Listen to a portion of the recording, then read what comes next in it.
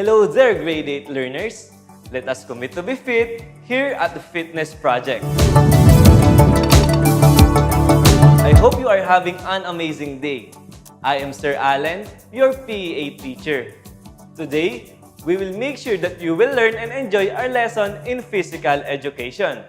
So, go get your pen and paper as we learn about the ways of how we keep our body, our mind, and our spirit in shape.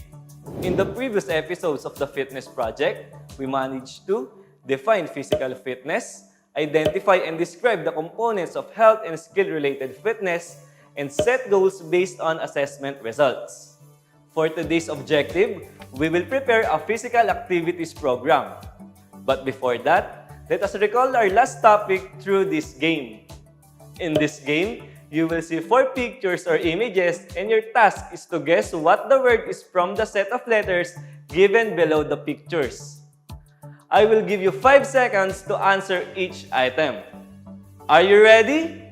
Let us start. Here's the first set of pictures.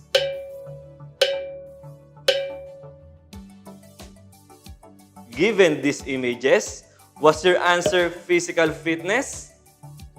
That is correct. Physical fitness is the ability of your body systems to work together efficiently to allow you to be healthy and perform activities of daily living. Here are the next set of pictures.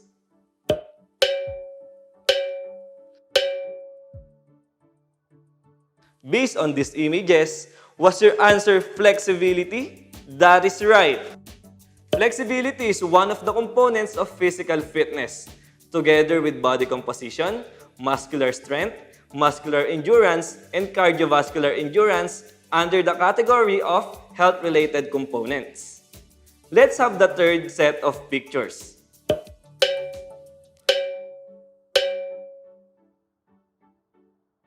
If your answer is SMART, you are correct. SMART is an acronym that stands for specific, measurable, achievable, realistic, and time-bound. It is a well-established tool that you can use to plan and achieve your goals. Great! It seems that you can still remember our previous lesson. Now, we will proceed to our topic for today. Previously, we defined physical activity as any body movement that works your muscle and requires energy use. Physical activity can be passive or active activity. How are they different from one another? A passive activity is more of a leisure and relaxation activity as you are calmer and you don't have to move as much. While an active activity involves using a lot of energy, it makes you move around a lot and makes you active. Let's try this activity. Classify the given physical activities. Raise your right hand if it is a passive activity, and raise your left hand if it is an active activity. Are the instructions clear? Let us start. Number 1, reading. If you raise your right hand, you are correct. Reading is a passive activity. Number 2, dancing. The correct answer is active, so you are correct if you raise your left hand.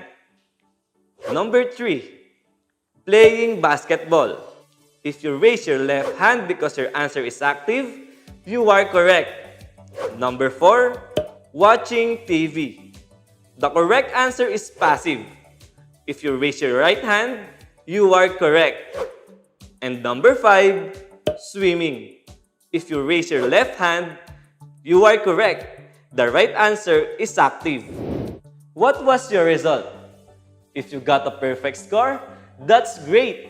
It is important to balance both active and passive activities in your lifestyle, as your body needs to keep actively moving for you to become healthy and fit, but you must also allow your body to rest and relax from time to time. From the first 2 modules, you had set your fitness goals based on the physical fitness assessment results and plan a physical activity program that will help you achieve your set goals. Remember that when we created a physical activity program, we considered the FIT principle. We already knew that FIT is an acronym that stands for frequency. or how often you exercise, intensity or how hard one exercises, time or how long you exercise, and type or what kind of exercise you do. This principle helps us in creating a workout plan that will be more effective in reaching the desired fitness goals. Observe the given example. This workout program focuses on the development of the upper body muscles. Remember that this method depends on a variety of factors. It is important to keep in mind that one's fitness goals will be different based on one's age, sex, current fitness level, and available resources. To design an optimal exercise program, workout, or training schedule, a coach or athlete should stick to the following 6 fundamental principles of exercise science. These training principles must be followed in order to get the most from exercise programs and improve both physical fitness and sports performance. First, the principle of individual differences. This is another way of saying one size doesn't fit all. The principle simply means that because we all are unique individuals, we will all have a slightly different response to an exercise program. Some of these differences have to do with body size and shape, genetics, experience, chronic condition, injuries, and even gender. Well-designed exercise programs should be based on our individual differences and responses to exercise. Second, the principle of overload. The exercise science principle of overload states that a greater than normal stress or load on the body is required for training adaptation to take place. What this means is that in order to improve our fitness, strength, or endurance, we need to increase the workload accordingly. This could mean lifting more weights or doing high-intensity interval training workouts. Third, the principle of progression. The principle of progression implies that an optimal level of overload should be achieved in an optimal time frame. In other words, train too slowly and improvement is unlikely. Overload too quickly and you'll injure yourself. This principle also stresses the need for proper rest and recovery. Continual stress on the body and constant overload will result in exhaustion and injury. You should not train hard all the time as you'll risk overtraining and a decrease in fitness. Fourth, the principle of adaptation. Adaptation is the way the body programs muscles to remember particular activities, movements, or skills. By repeating the skill or activity, the body adapts to the stress and the skill becomes easier to perform. Adaptation explains why beginning exercisers are often sore after starting a new routine. But after doing the same exercise for weeks and months, they have little if any muscle soreness. Additionally, it makes an athlete very efficient and allows him to use less energy doing the same movements. Fifth, the principle of reversibility. This principle is simply use it or lose it. Your muscles will hypertrophy or will increase in muscular size with use and atrophy or reduction in size with disuse. This also explains why we decondition or lose fitness when we stop exercise. That is why it is important to find a balance between exercise and rest. Lastly, the principle of specificity. We've all heard the phrase, practice makes perfect. Well, this is the principle of specificity in action. This principle simply states that exercising a body part or component of the body primarily develops that part. The principle of specificity implies that to become better at a particular exercise or skill, you must perform that exercise or skill. A runner should train by running, a swimmer by swimming, and a cyclist by cycling. While it's helpful to have a good base of fitness and to do general conditioning routines, if you want to be better at your sport, you need to train specifically for that sport. Whatever level of fitness you are at, these are the principles to remember to improve yourself and achieve your goals. The exercise principles outline the criteria that guide all training. Each principles allows us to critique some element of a person's training.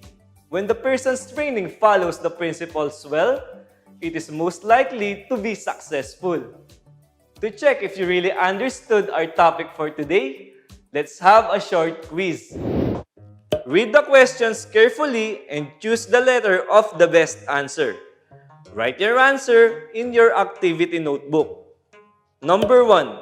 What do you call the movement that causes your body to use energy?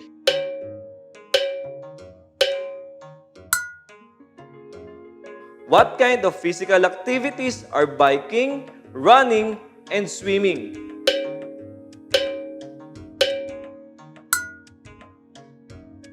What does FIT stands for?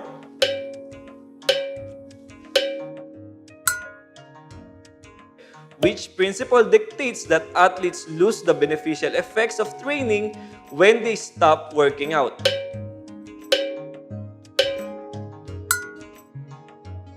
Choosing the right type of activity to improve a particular skill is what kind of principle?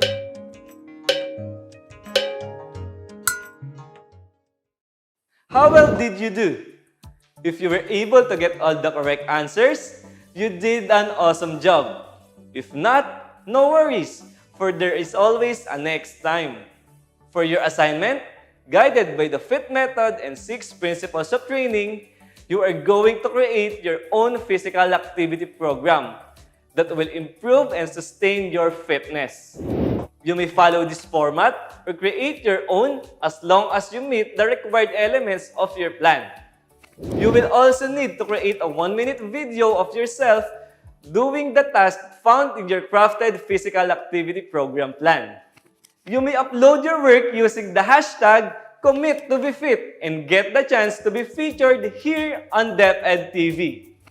And that's our lesson for today. I hope you had an amazing time. Stay tuned because in the next episodes, we will talk about basketball. As we end our class, remember, all progress happens outside our comfort zone. This has been Sir Allen, your PEA teacher. See you next time on the Fitness Project.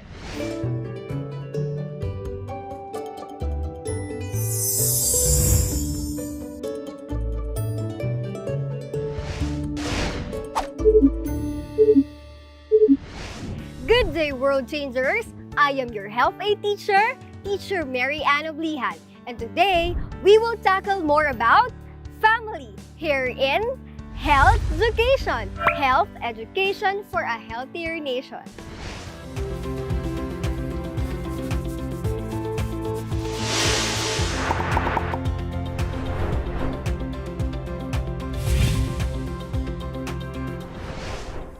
In our previous episode, we have discussed the factors that affect one's attitudes and practices related to sexuality and sexual behaviors.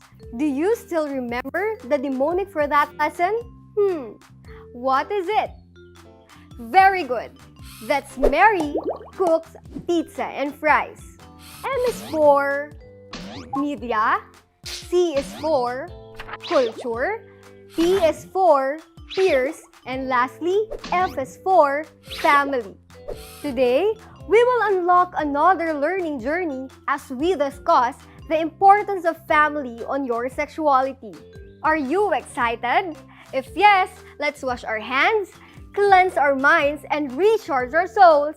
Go! Get your module, ballpen, and notebook so that we can begin. Love. Love is the socially and culturally constructed conceptions on how people think, feel, and act based on their sex. It is also a strong bond and an intense feeling of affection. It is one of the reasons why we have a family. Family is the basic unit of society that is composed of children and their parents or guardians. After a person is born, his or her family will be greatly involved in defining and shaping that individual's sexuality And most of the time, children are being raised according to the dominant cultural standards pertaining to masculinity and femininity. But keep in mind that we are not supposed to subscribe to the traditional concept about gender role and stereotypes. Instead, we should find our own realities within ourselves. But how does your family support your sexuality?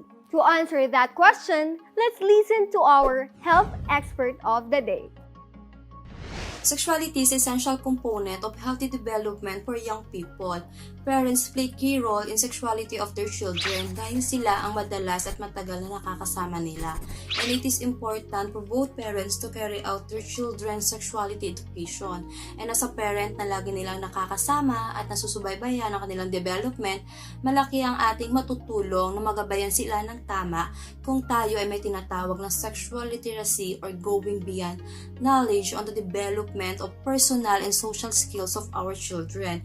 Kaya napakahalaga na may kaalaman tayo at open sa usaping ito. Sexuality kasi is a sensitive topic.